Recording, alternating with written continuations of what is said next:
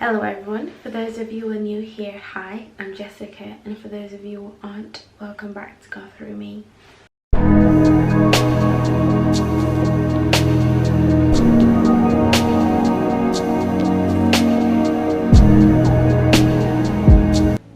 So, today's video is titled Learning to Love. So, let's talk about it. So, I'm going to start this video by saying what love is.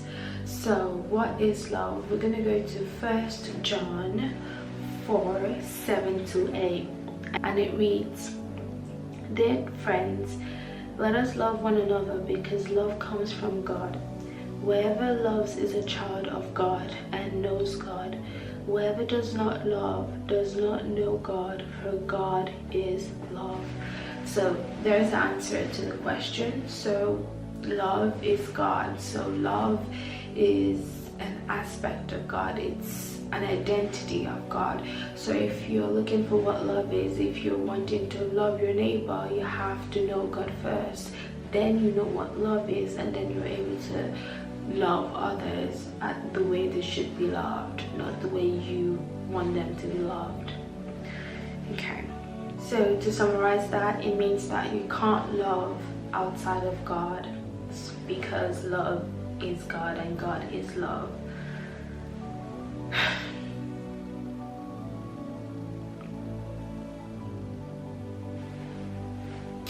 So now that we know what love is, before I start this video, I just want to emphasize on the fact that loving people is not easy. Loving people who hate you is not easy. In fact, people will push your boundaries. People will annoy you on purpose. People will test you. People will say mean things to you. People will be mean to you just because they can, or because they're going through a difficult point in their lives where they feel like they can vent out their anger or frustration on you, which isn't right, but they will anyway. That makes it harder for your flesh to love people who are mean to you. So that's why this video, for me, I've learned as well that it's important, if you want to genuinely love people, you have to go to God, because you can't love people by yourself. Your emotions are beautiful, but they're also very strong and relevant. So if you try to push them to the side, or if you try to do things, out of, oh, I'm just gonna do it anyway, it never ends good. So that's why you have to go to God, who sees all and who knows all, to help you and to give you the strength that you need to love those who don't love you, or to love those who have offended you, those who have done really offensive and mean things that it's not excusable for them to do that, but it says more about what's in you, the way you react, more than it says about them or about what they've done to you.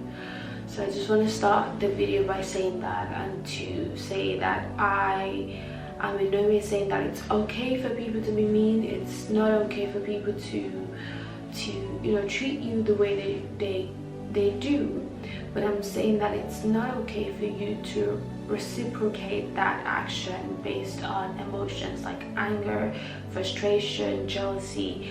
I'm saying we have to learn to love. Let your reaction to everything be love. Okay, so after all that I've said, you might be asking, why should I love when people are mean to me? Why should I love this person when they're saying bad things about me? Why should I love this person when they've insulted me? Why should I love this person when they don't love me?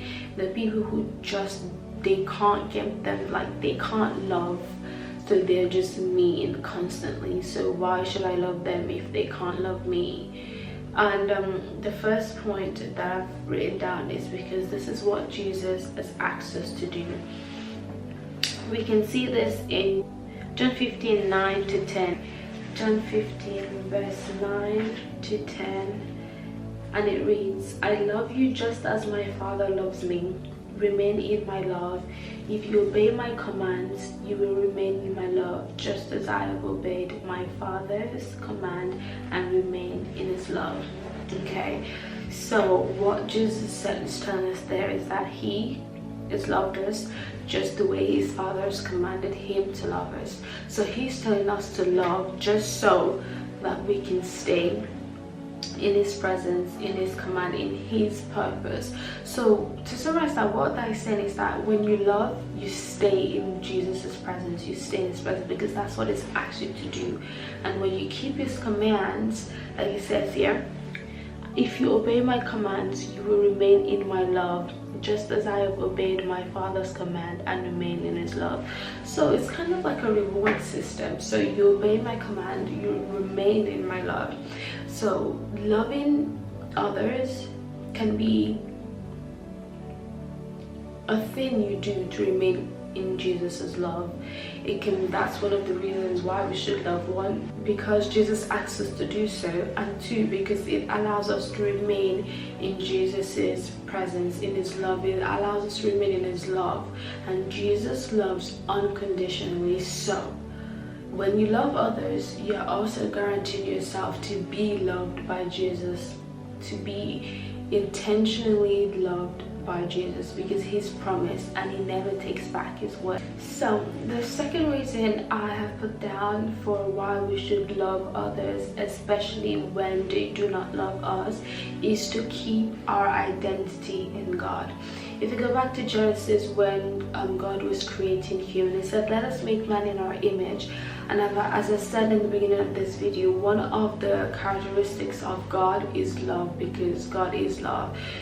It's a dimension of him. And if God has said in the beginning of time, let us make man in our image, it means that we also identify as love, right? Because it's an image of God. It's something that God would do. It's something that God is.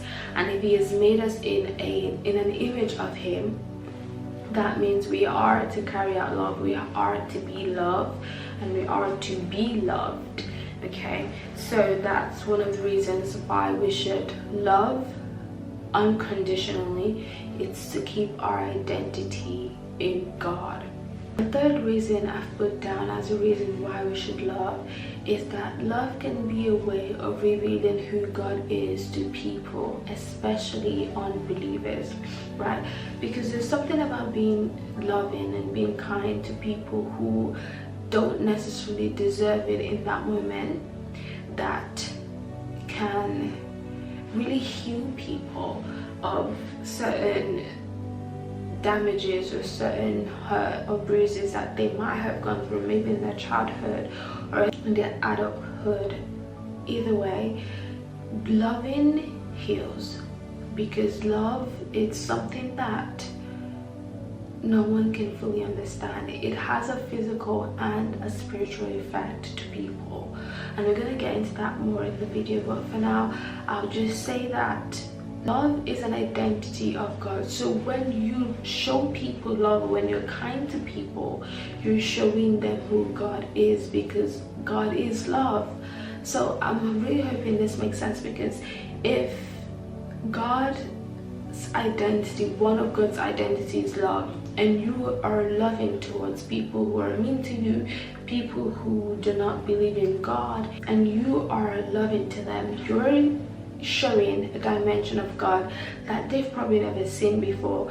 And not an excuse for their behavior. The reason why most people act the way they act is because they've not really experienced love. So when they see love, it touches their spirit, it touches their soul, and it makes them question, what is that? Like, why did she do that? It makes them uncomfortable, because it's something they've never experienced before.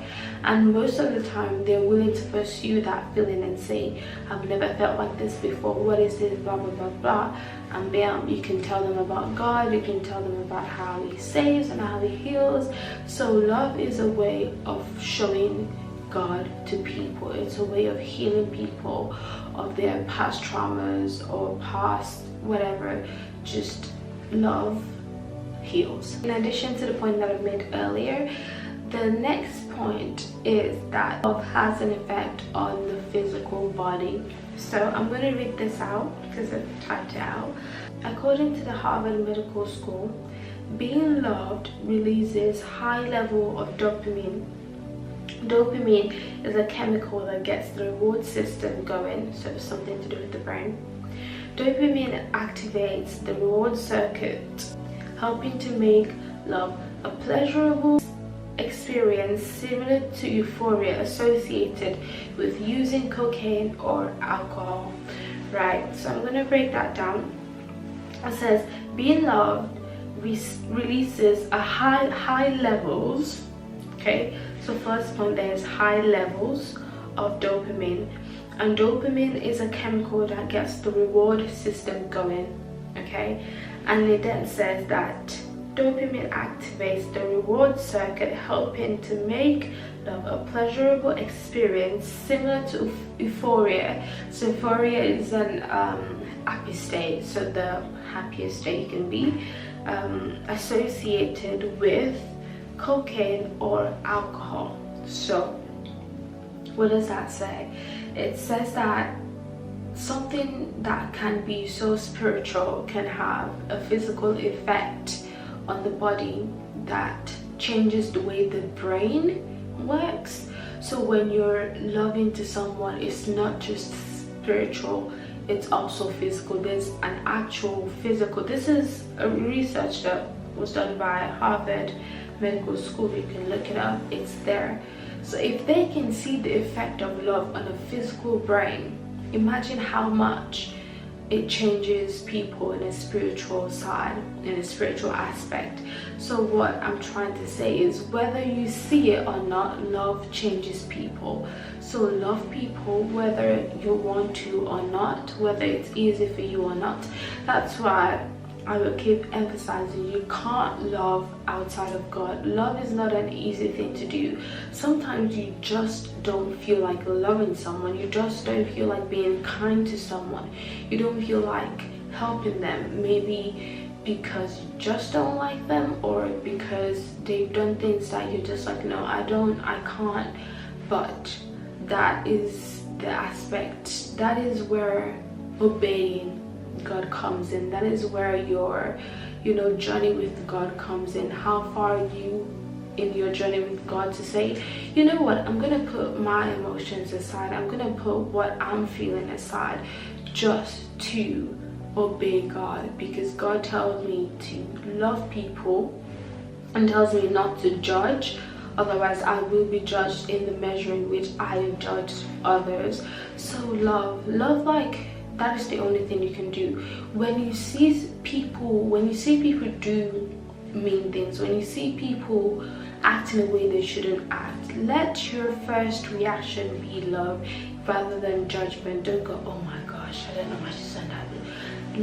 Build yourself up. Ask God to help you, that in everything that I do, in the way I see people, in the way that I speak to people, in the way that I treat people, let my first reaction be love. Love is a very powerful thing. It's something that you can't get anywhere else outside of God. It's a very hard, and you have to be dedicated to intentionally love people. And at first it's going to be very hard. At first you're going to feel like, I'm very stupid, I'm just letting people like walk all over me.